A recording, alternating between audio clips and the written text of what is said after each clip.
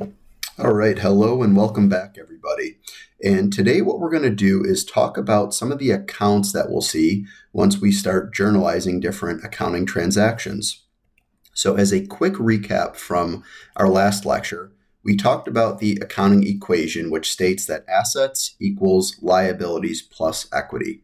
And the central theme of this equation is that for any asset that's under the control of a company, they either fully owe money on it, meaning that it's 100% a liability. They have complete equity in the asset, meaning that it's 100% equity.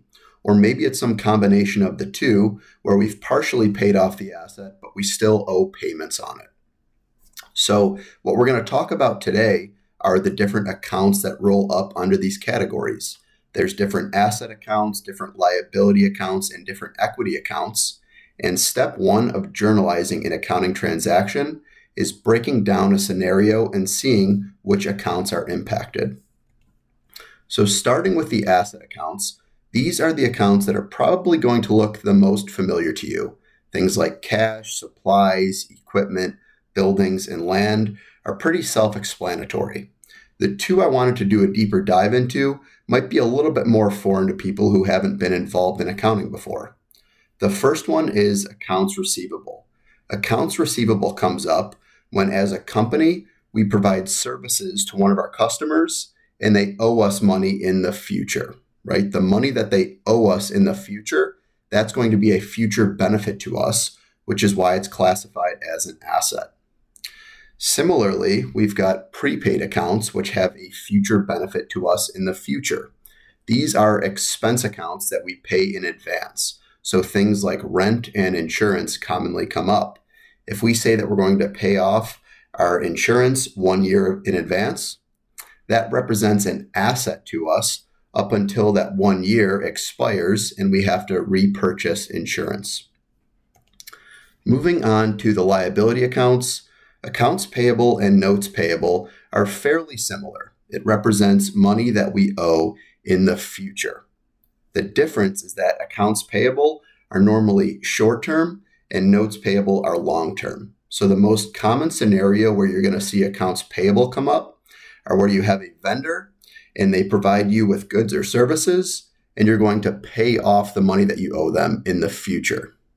Notes payable typically comes up when you're involved with a bank. So if you take out a loan and you owe that money back in the future, that's going to be a note payable.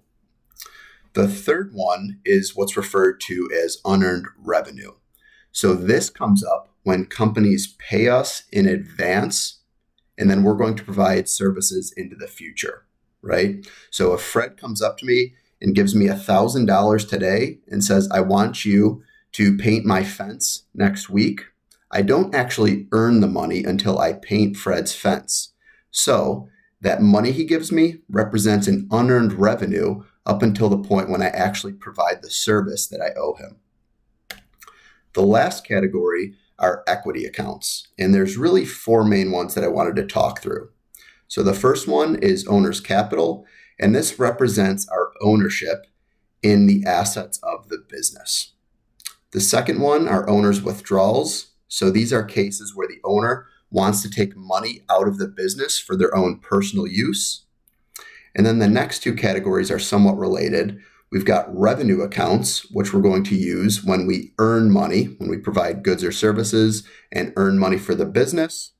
And then the last one is going to be expense accounts. And this is pretty simply when we're spending money on things. That represents an expense to us. So whenever we're increasing the owner's capital account or the revenue account, that's going to boost or increase our equity in the business. And on the flip side, if we do owner's withdrawals and take money out of the business, or if we're spending the company's money via expense accounts, that's going to decrease equity.